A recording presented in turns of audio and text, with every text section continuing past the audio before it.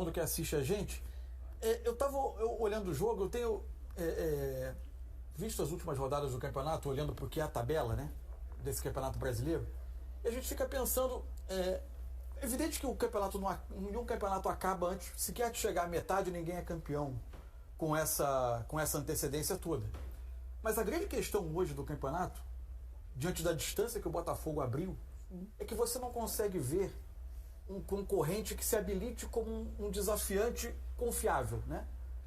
Em termos de tabela, esse resultado do Grêmio, talvez o grande destaque da rodada, ele até pode colocar, porque para você desestabilizar um time que vem com a consistência do Botafogo, você tem que colocar algum nível de pressão nele.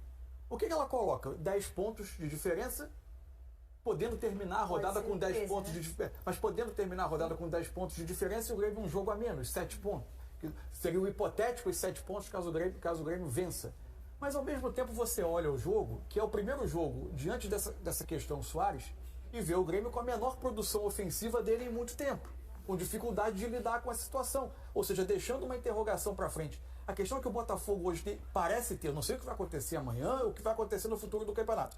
Do que a gente viu até agora, a gente continua olhando para o campeonato e vendo o Botafogo com mais certezas e os concorrentes com mais interrogações. Se a gente olha para o que foi o São Paulo hoje, com a atenção dividida em outra competição, porque é o Flamengo com as suas dificuldades de render, com o Palmeiras que venceu o jogo, mas ainda longe do que pode ter de melhor. Amanhã ainda tem Fluminense para jogar, mas enfim, é difícil você hoje apontar um concorrente que você diga com muita certeza que ele está dando sinais de que vai ser um desafiante capaz de colocar pressão. Até agora não apareceu, pode aparecer mais adiante. Estamos na 16ª rodada, lembrando, né? Tivemos os jogos desse sábado que envolveram quase todos ali os primeiros. É a segunda, né? Os primeiros times dessa tabela de classificação que você está vendo aqui no nosso telaço.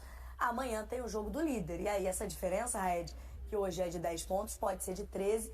Mas é uma provocação que a gente tem visto de alguns rivais em relação ao Botafogo.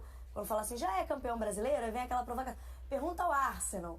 Mas não tem um Manchester City, né, Raed? Boa noite. Tudo bem, Camila? Boa noite, Mansura, amigos e amigas ligados aqui no Troca de Passes. A questão pra mim não é nem se vai ter um Manchester City no Campeonato Brasileiro ou não.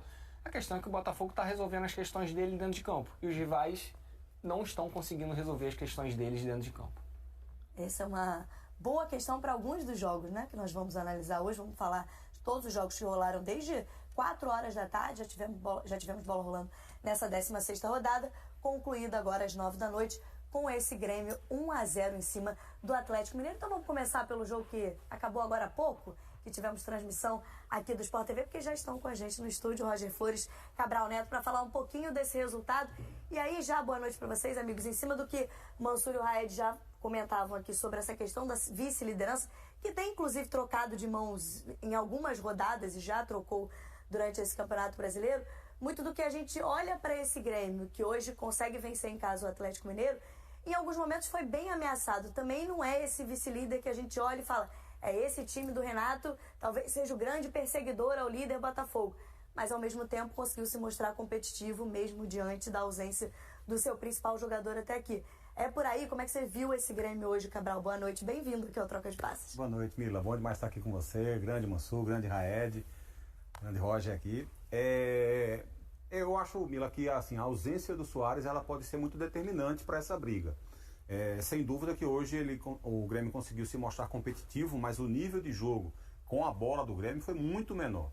O Grêmio, por exemplo, contra o Botafogo, contra o Flamengo que ele perdeu, ele foi muito mais produtivo, ele jogou muito mais.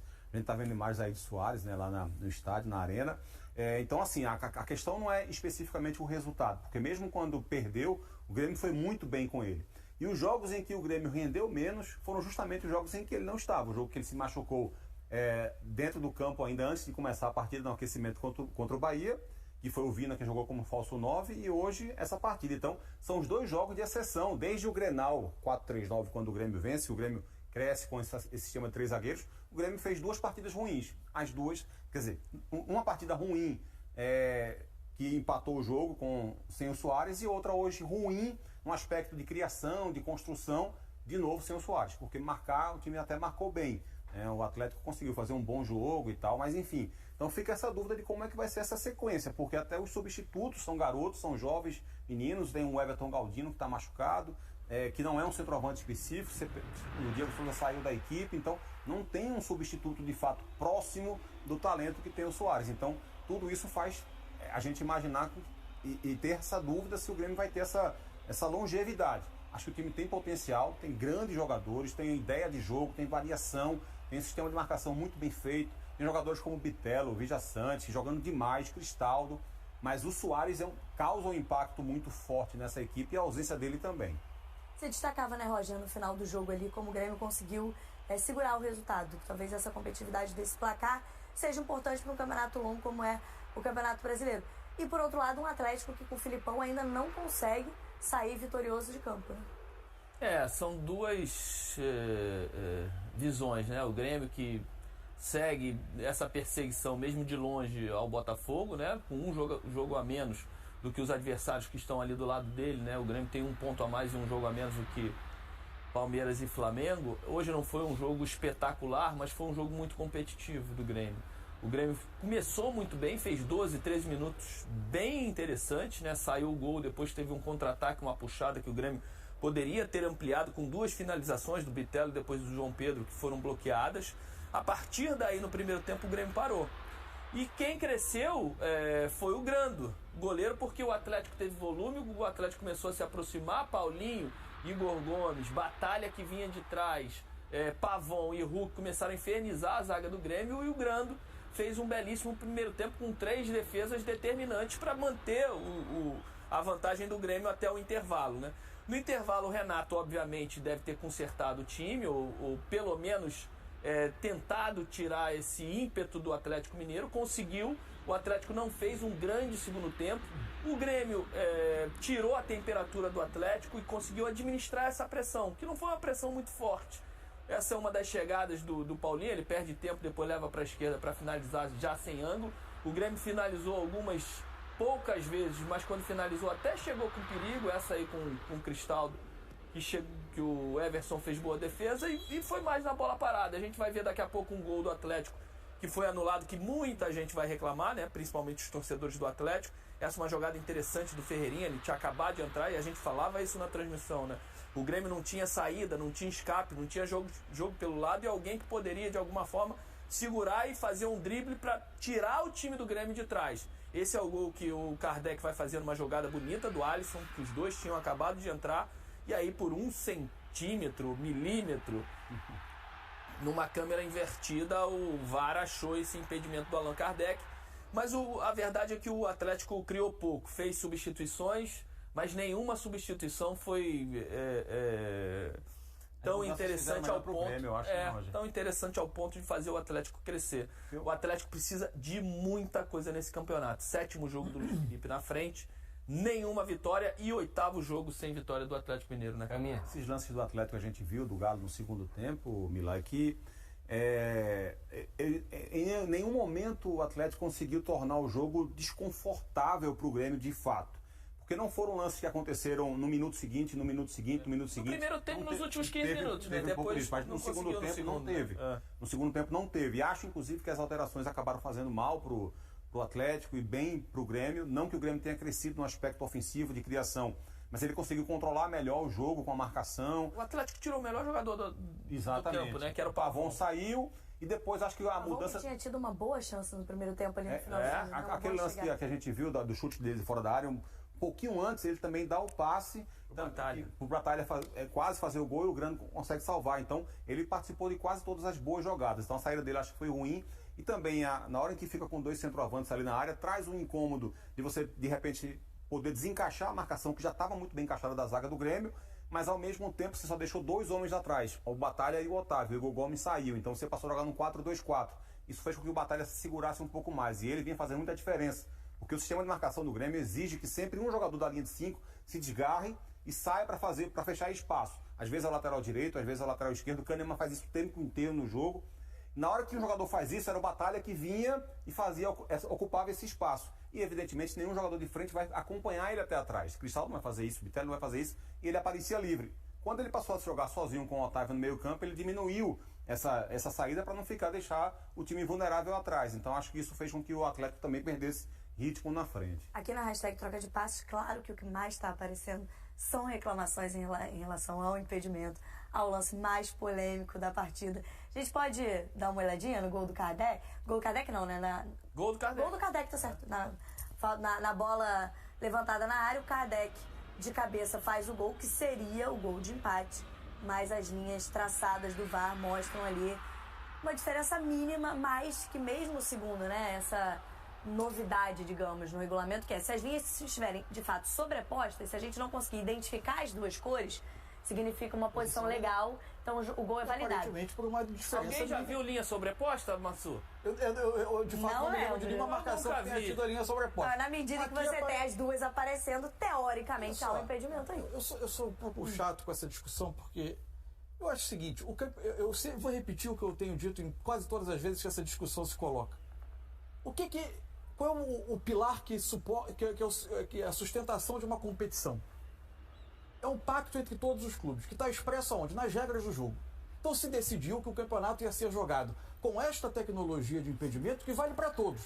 Ao final de 38 rodadas, esta tecnologia, que tem a sua margem de erro da operação humana, que convenhamos, num lance ajustado como esse, é uma margem de erro muito menor do que o olho do assistente, que durante muitos anos arriscou acertar ou errar, vamos falar a verdade, porque não há como o olho humano distinguir se esse lance está impedido ou não.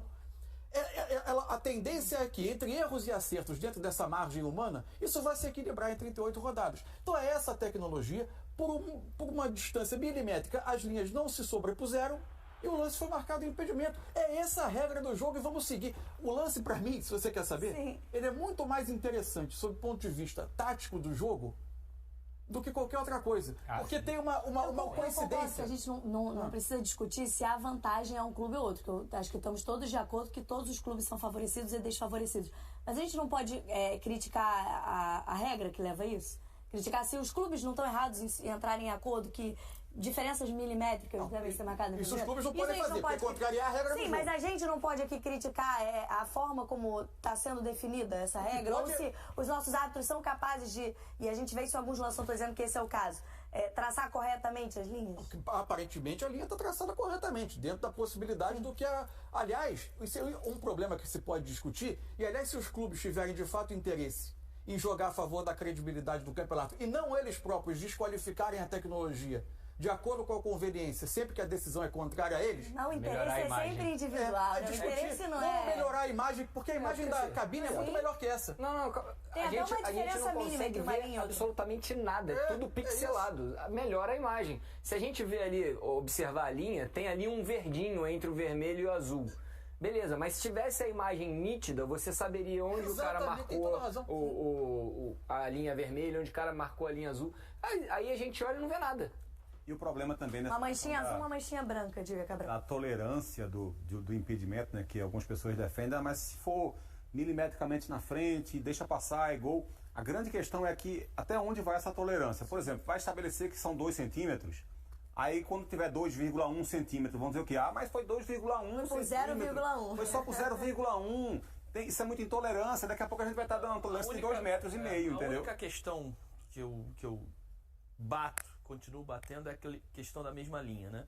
Que a mesma linha é uma regra que foi criada para favorecer o ataque, para que a gente possa de alguma forma ter mais gols do que e favorecer os ataques dos times. Isso é um claro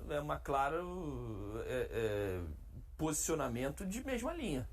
E aí é 1 centímetro para lá ou para cá. Se tem uma linha mais grossa, obviamente você dá. Olha só.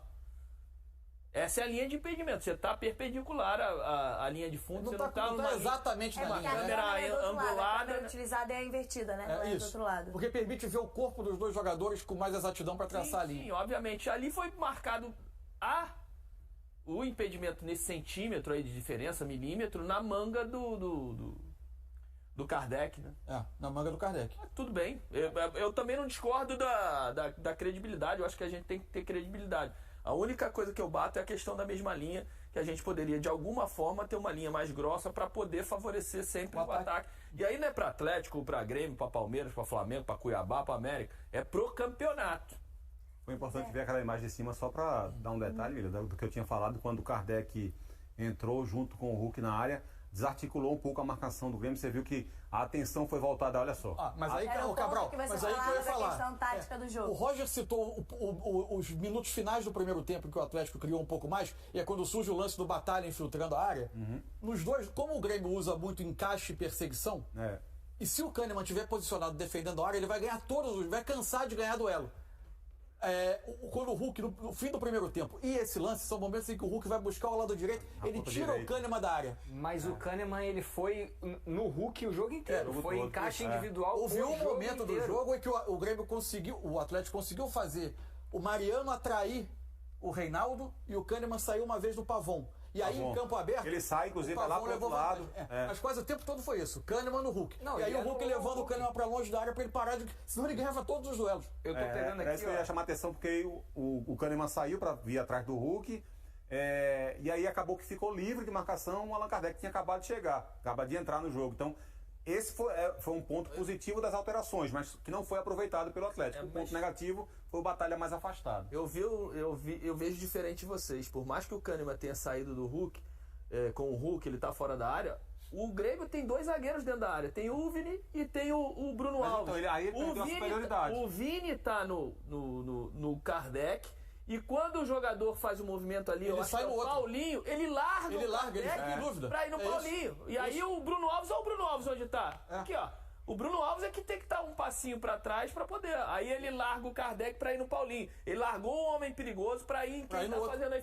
Ele ficou na dúvida entre os dois e largou o Kardec. O Bruno Alves, ele tenta controlar o espaço entre ele e o Kahneman, dá um passo pra frente e aí o Vini fica na dúvida quando um jogador faz tudo isso tem a ver com essa questão da alteração, porque se fosse o Igor Gomes em campo ainda, dificilmente ele estaria naquela posição que o Kardec. Então, isso é que fez bem pro time do Atlético, mas ele não soube aproveitar. Só foi essa jogada. Esse elenco do time do Grêmio, já que a gente está falando, né, da disputa pela vice-liderança, hoje o Renato faz uma novidade, né, que ele perde o Vila Santana um pouquinho antes do jogo, sentiu a coxa, e ele opta pelo Ronald, um menino que vinha ficando no banco, mas ainda não tinha estreado entre os profissionais, com 20 anos, e aí aquela história da estrela do treinador, né, foi o Ronald quem fez o gol da vitória do Grêmio. E fez uns 50 gols assim na base, inclusive na conquista do Brasileiro do Sul-Americano Sub-20. Ele fez diversos gols de cabeça, posiciona-se muito bem ofensivamente, é bom no sistema de jogo defensivo também.